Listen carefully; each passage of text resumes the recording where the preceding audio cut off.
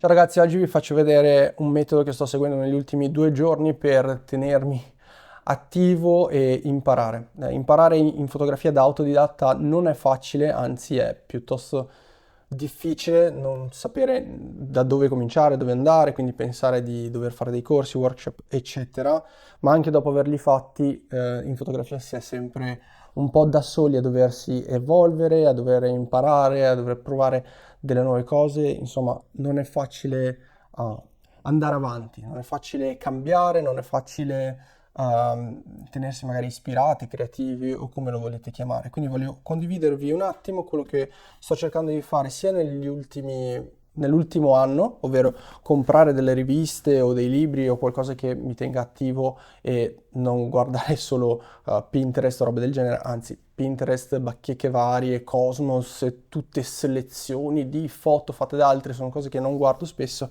però libri sì.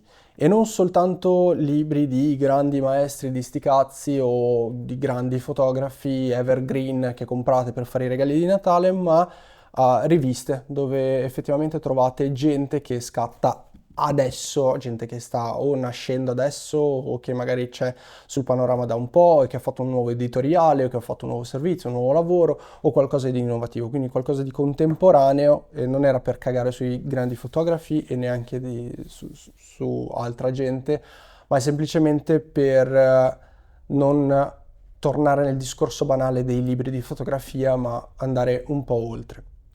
Sapete benissimo che io ho un piede nella moda, se mi seguite su Instagram, se non mi seguite andate a farlo, Nelb Studios. Ho un piede nella moda perché faccio vari servizi fotografici, anche video, se avete visto anche l'ultimo video che ho fatto per Yamamai e anche le foto sapete benissimo di cosa sto parlando e mi serve un qualcosa che mi tenga attivo a livello mentale, che mi possa far evolvere sia dal punto di vista di luci, di scatti, di prospettive, di cose nuove. Spesso e volentieri Instagram non è quella cosa lì, Pinterest non mi aiuta più di tanto e neanche altre bacheche digitali. Quindi cosa faccio io?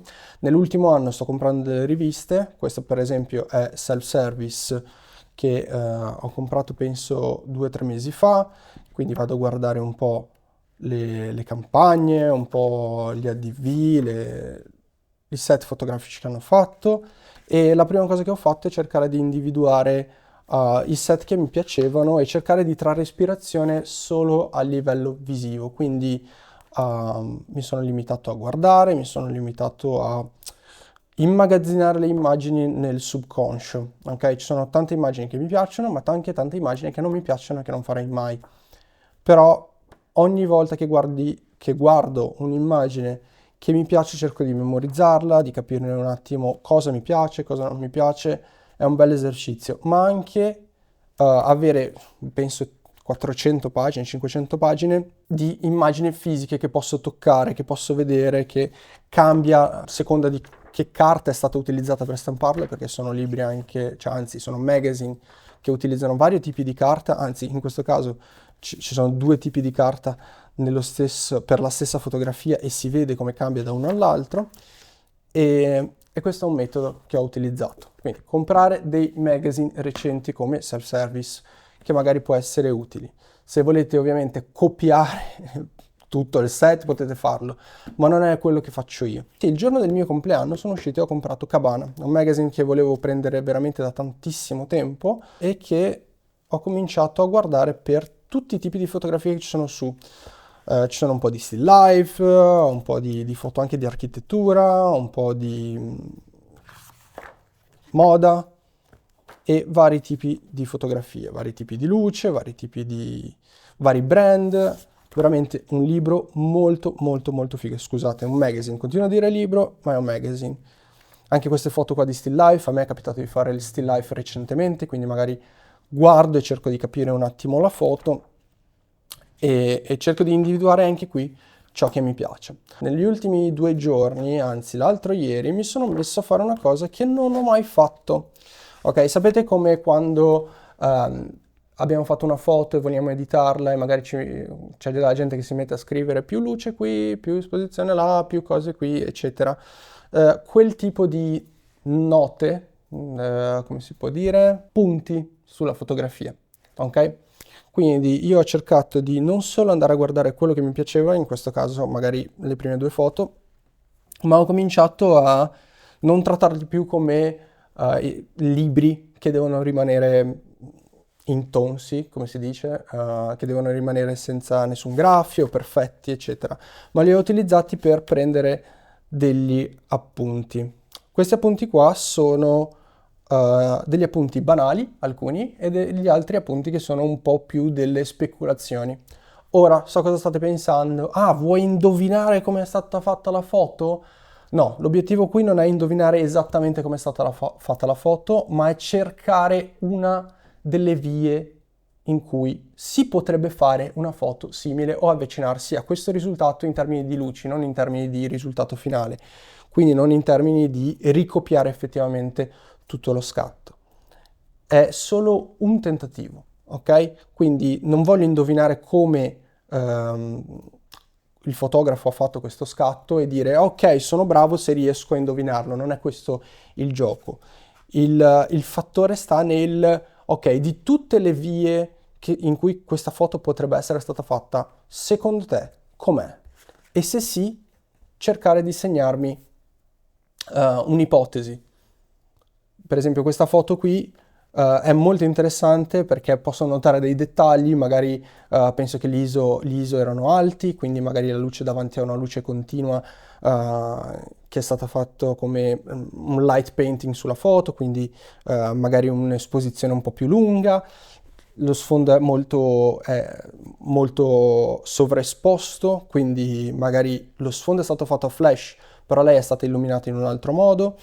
E non importa se io indovino come è stata fatta o meno, l'importante è che io abbia questa curiosità che si sviluppa durante il pensiero, durante il tentativo di scoprire, di indovinare come è stata fatta la foto, quello lì stimola la mia creatività in modo che io possa trovare un modo di replicare il risultato. Ora, non solo quello, mentre io sto cercando, la mia testa sta cercando di capire come replicherei io questo risultato, questo tipo di illuminazione, magari prendo un bivio, perché non voglio fare la stessa cosa, ma mi scatta un'idea. Ok, ah, è vero, se potessi usare questo insieme a quest'altro insieme... Mi avete capito? E quindi ho cercato di vedere alcune cose che mi piacevano, ho cercato di segnarle e ho cercato di prendere degli appunti sia su cose, per esempio questa pubblicità qua di gioielli, dove ho segnato che alcune ombre io ho imparato che sono rifatte completamente da zero, fare uno scatto così è impossibile perché non si fa, tutto il gioiello qua è come se fosse stato rifatto, altre pubblicità, eccetera, e mi chiedo, è un grosso softbox, la keylight, c'è un pannello a destra, il grosso softbox va solo sul limbo bianco? Mi faccio delle domande, queste domande mi aiutano a essere creativo. Ora, questo che volevo condividere con voi non è un fate la stessa cosa, ma è un trovate quella cosa che vi stimola la curiosità.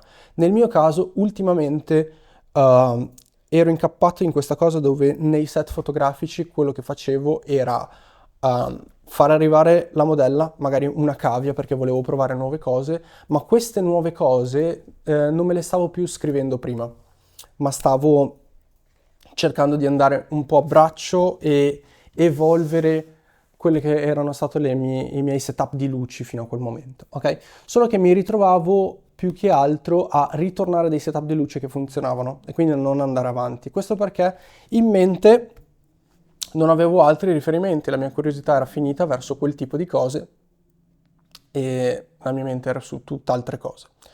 E quindi cosa ho deciso di fare? Ho deciso di sfogliare. Nello sfogliare ho deciso di prendere appunti e smettere di pensare che un magazine sia come un libro fotografico che deve rimanere lì tutto pulito, tutto bellino, perché se una volta devo riguardarlo e bla bla bla.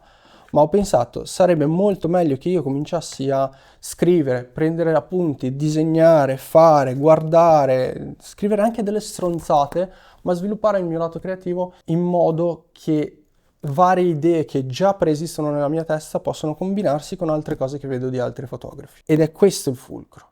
che la creatività ti può venire mentre stai facendo delle altre cose, ma va anche sviluppata anche attivamente. Trovare un modo di sviluppare la propria creatività è di per sé un lavoro creativo. Se siete come me e vi annoiate spesso, appena riconoscete un pattern, appena avete un modus operandi di fare che si ripete, questa è una cosa che vi potrebbe aiutare. Vedere cose diverse, toccarle con mano, sfogliarle, immagini diverse, annunci diversi, tipi di luce diversa, fotografi diversi, conoscere, prendere appunti, fare. E ieri mi alimentava la curiosità disegnare. Cercavo di immaginare senza riferimenti e disegnavo.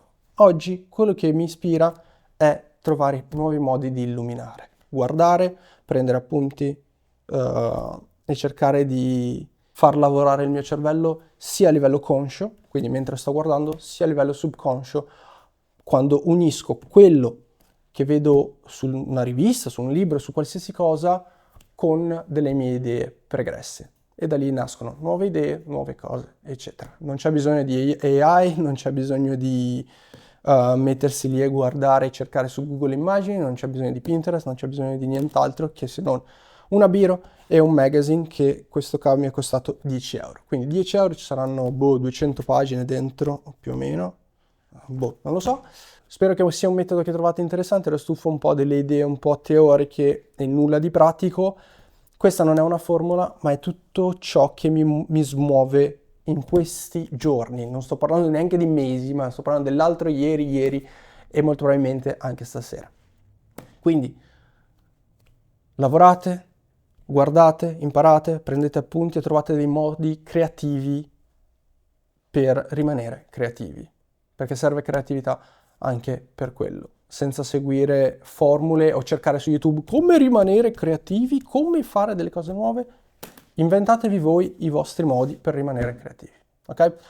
Questo è tutto, è un video che mi è venuto da fare adesso sul momento perché l'altro giorno stavo prendendo questi appunti, spero che sia utile, se non lo è stato fatemi sapere nei commenti. Nella descrizione del video c'è il link per il canale Telegram dove gratuitamente vi commento le foto. Non sono commenti che finiscono su YouTube, sono commenti che vi passo direttamente, potete usare la chat del canale Telegram per mandarmi le vostre foto, c'è la lista di come si fa, ci sono le regole e tutto quanto, quindi ultimamente sto cercando di rendermi utile, questo è il modo che ho trovato. Quindi in attesa di un video un po' più figo come sarà quello della Fashion Week o quello delle lenti di conversione, quindi iscrivetevi al canale se volete vederli, studiate e cominciate a essere creativi anche voi, ok? Alla prossima, ciao!